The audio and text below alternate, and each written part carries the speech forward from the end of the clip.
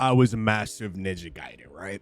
I thought I seen it all. Then I played Ragebound, right? The new 2D side scroller made by the same team that developed Blasphemous. You know, I thought I was coming into this headstrong, like I'm gonna be an absolute goat at this game. But then it pushed me to my absolute sanity because for the first few hours of me playing the demo, I'm not gonna lie, I wanted to throw hands with this game. And that's how I knew, and I believe, that this would be a nice masterpiece to the Ninja Gaiden collection. So you know that confidence you get after playing punishingly hard games for decades? You know, you see a title with Ninja Gaiden on the box and you just kind of just nod like, hey man, I've been there. Do you remember the pixel perfect jump on the regular NES system? The nightmare, the pure challenge that basically defined a generation, you know?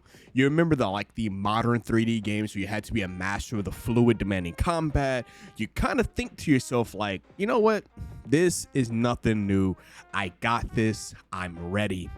From Onimusha, Ninja Gaiden, Devil May Cry, a lot of the old school action RPGs back in the day, man, you would think like these aren't bad.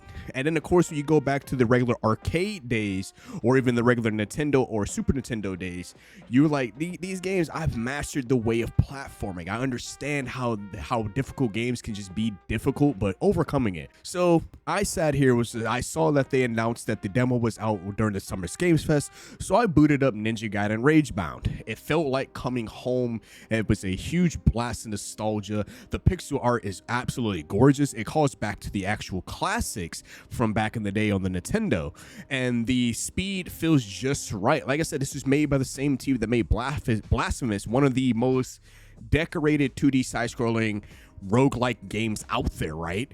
And overall, when I was playing through Ninja Gaiden Ragebound, it felt like I was slipping on something that was very comfortable, but really, really difficult pair of shoes. So in Ninja Gaiden Ragebound, you play as Kenji Mozu, a young trainee defending his village, while the one and only Ryu Hayabusa is away going to America to take care of his father. Now, the setup to the game felt overall right. The controls were fluid but tight. And trust me, when I hopped into this, man, my ego coming into this game was pretty good. You know, it was pretty massive. I was just like, oh man, this I can sit back, I can relax, I can play it. I blew through the dojo tutorial, understanding how to utilize the movement and learning the moves. And you even get to go with a sparring match with Ryu Hayabusa. He whooped my ass up and down the screen. I was like, he's that goat. He's him. And he, of course, just destroyed me, bro. But it felt right, you know. I understood what it's like being the student of Ryu Hayabusa. It was kind of like a rite of passage in a sense. So I was ready. And then the real game basically told me like, welcome home, son. And you know, I died plenty of times throughout this demo, over and over and over. The first level really kicks off and the game starts to like rear its true colors, because this isn't just about like quick reflexes and memorizing where the enemies pop up. Ragebound kind of has a layer of strategy that the old games kind of dreamed of, you know? It doesn't just ask you to learn them, it kind of just demands you to like burn them right into your fucking brain cells until it becomes almost instinctive in a sense. My confidence coming into this game got shattered pretty quickly because some of the basic enemies were starting just like whooping my ass. I was like, oh my god, like the projectiles are flying from every different direction. There's some enemies storming the screen, and it's just a lot to it can be a tad bit overwhelming at once. You know, the muscle memory that you build up over the years just feels completely useless. Maybe even a liability to set, because the game is fast, yes, but it was also thoughtful. It was deliberate. And I was not thinking. I was just reacting, playing on instinct, and Ragebound kind of punished me for it. Every single death screen was just a little slap in the face, right? Reminding me that my old skills that I've known, I've played many roguelikes, I played many action games, I played a lot of Souls-like games that challenge you, you know? I remember playing the old games back in the day on the Nintendo, PlayStation 1, PS2, stuff like that. Like, it kind of burns into you, you know, you get used to it. But man, I was having a hard time learning a lesson. I was just stubbornly refusing to learn. The game wasn't just asking me to be good, it was asking me to just think smarter, use my enemies as I, you know, use them as a source of resources to get to where you need to be. And I was failing pretty bad at that. I died quite a few times. So overall, when I was playing through the demo, the big question was, what was making me so mad? Because overall, this game is great. So I'm not mad, like the game isn't trash, but I was getting mad at myself because it all came down to two core mechanics that are quite woven together: the Guillotine boost and the Hypercharge system. Now, by themselves, they sound quite simple, but together, they turn the game into this high-speed game of rock, paper, scissors that you have to play while also platforming and dodging for your life. So, start off, let's talk about the Guillotine boost, kind of the main core thing that you must learn and must get down to a T. So, the game tells you that it's technically a mid-air spin move, essentially, that just lets you bounce off of enemies even with their projectiles. Think of it like the pogo stick back from DuckTales. It does a little bit of damage, but more importantly, it kind of resets your jump. So you can use it to stay in the air, cross over huge gaps. You can use it to get to certain hidden areas. But for the first hour, that's all I used it for, a glorified double jump. That was my first mistake. That was my first mistake because I'm thinking of it as a secondary jump in a sense, but not really thinking smart. The Guillotine boost isn't for platforming in a sense. It is for platforming, but it is actually one of the core heart of the game's combat. It's how you stay aggressive. It's how you can reposition yourself in a fight. It is, in a sense, is how you create openings that just aren't there normally. You can bounce off of any of the demons or any of the stuff that's coming around to get behind the demons. You can kind of pogo off of a stream of fireballs to attack from above. It is essential to the whole rhythm of this game. But my brain at first was just stuck on jump, slash, land, and repeat, and keep doing that over and over and over. Now, the second core mechanic that you also have to understand how it works is the Hypercharge system. So this is the game's quote-unquote one-hit kill system. Certain enemies will glow with a colored aura. At first, it's easy. Kill the glowing enemy. For a few seconds, your next attack is Hypercharge, meaning it can instant kill almost any other enemy, or it can stun a boss. Now, at first, sounds awesome. It's just a simple power-up, right? But then the game starts to introduce you to Komori, who is a Konichi from a rival clan of the Spider Clan, to be exact, who gets fused with Kenji. And now that simple system completely changes and flips on its head. And this is where the game starts to add that difficulty layer. Suddenly, the auras now have different colors. A blue aura means you need to use Kenji's katana, and a pink aura means you need to use Komori's ranged kunai. If you use the wrong attack, you get absolutely nothing. This is where the game just turns the difficulty dial to 11 because it forces you to stop mashing your buttons and to start thinking about your next attack on the fly. An arena filled up with enemies, some of them got shields, some of them are a little bit more armored than the other, and some of the times these have the colored auras on top of them, and then you instantly have to spot your target, use the right attack to get to a hypercharge, then you got to use that tiny little buff to take out the biggest threat on the screen before it runs out. And if you miss, just know you now have to re-find another enemy with said aura. And that is where I start to hit a slight wall because I will frantically be trying to dodge everything. I'll see a blue aura, dive in for a katana strike, and then I get shanked from behind. Or pink aura, stop to aim my kunai, get by enemies on the ground. So it was overall you have to be using everything of the game system in order to really get the rhythm down. This feels more rhythmic than just any old 2D side scroller hack and slash, right?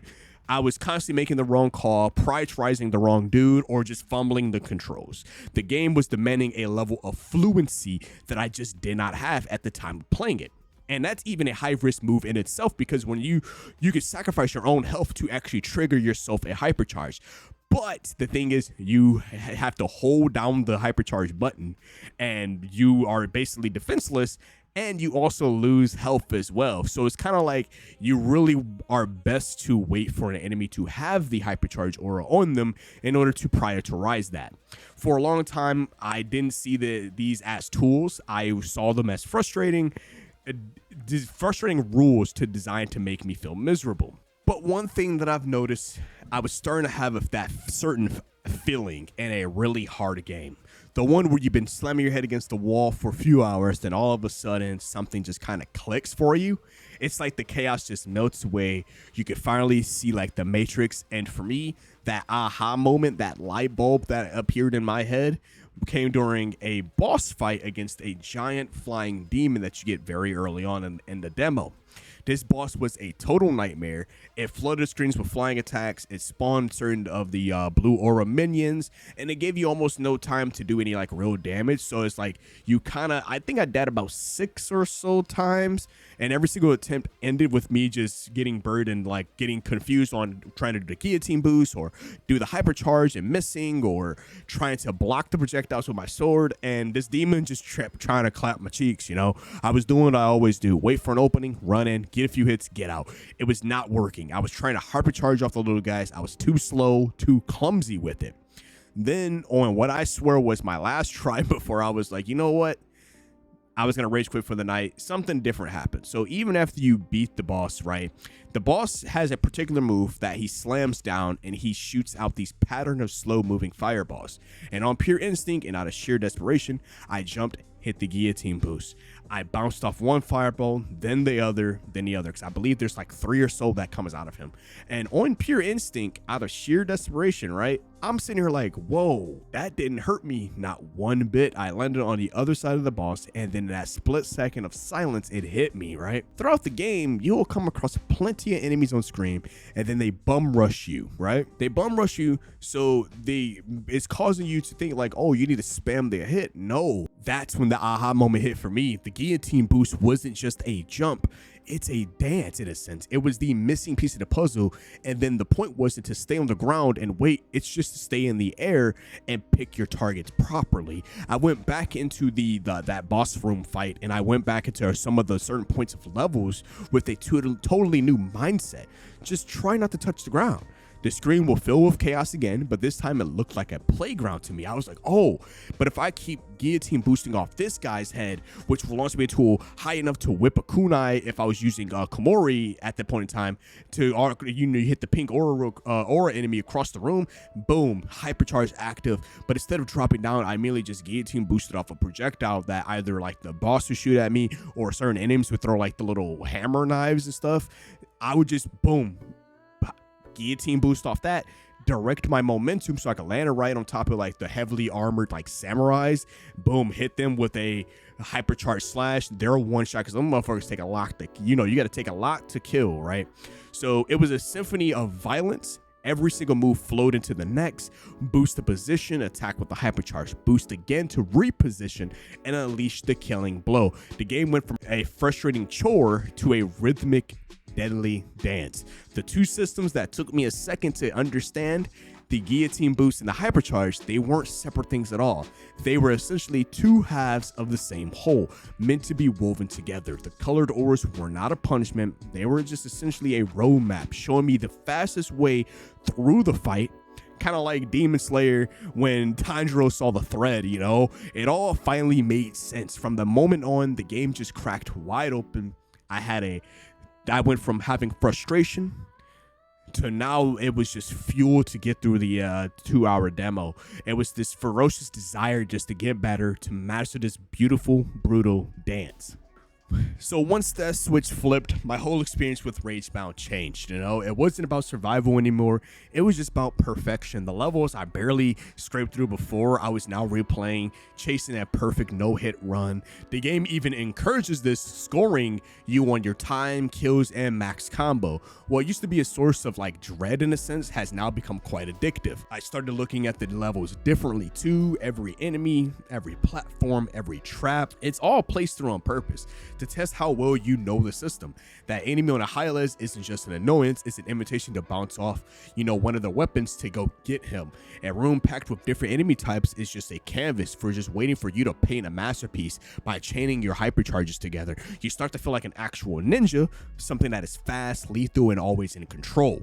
The combat, which felt so simple at first, now felt incredibly deep, even with Kenji's focused set of moves. There are moments in this game that are going to be burned into my brain forever, ever, and I cannot wait for the game's official release in July, because clearing an entire screen of enemies without ever touching the floor, just bouncing from head to head like a pinball of death, and then perfectly timing the guillotine boost on certain of the enemies or on the boss's attack to dodge, it sets up just a devastating counter at the same time.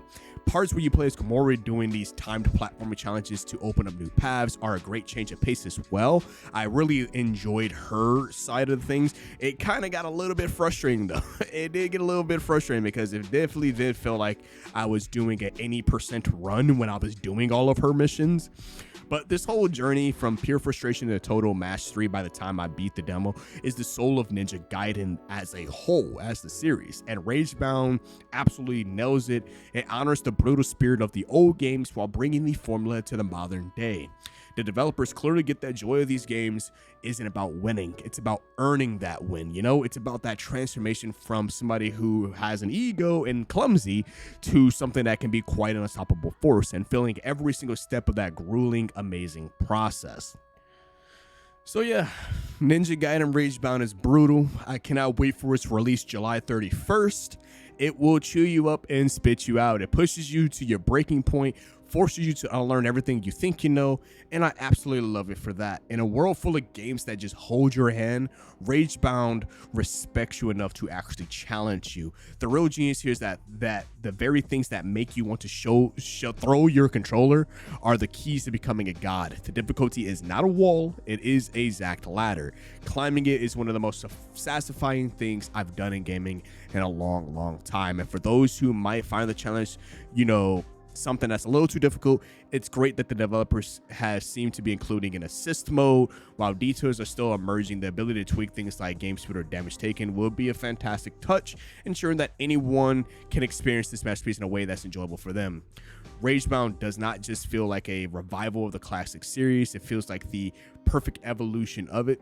It's a love letter to design that is tough but fair, and a proof that the best rewards come from overcoming the biggest challenges. It is a game that I started out kind of like, I wanted to throw hands with, but it grew to be just something I actually quite endure, and that right there is a sign of something special. One key thing about this game, I played this game entirely in a CRT filter as well. I found that was actually pretty cool. That's what really hit the nostalgia for me, because I was just like, dude, I remember playing on my CRT of my Nintendo and my Super Nintendo and playing these games. So being able to have a modern day CRT filter, I definitely quite enjoy it. I feel like more developers who are revising older style games should definitely allow some form of a filter to really bring home that nostalgia. But now I want to hear from you guys, right? What's a game that pushed you to your absolute limit? One, you almost hate it, but then you had that aha moment and fell in love with? Well, let me know your story in the comment section below, because I'd love to hear about the games that made you a better gamer. And of course, if you enjoyed this story of pain and triumph over Ninja Gaiden Ragebound, then consider liking and subscribing for more deep dives into games that challenge us and other RPGs and data analysis out there.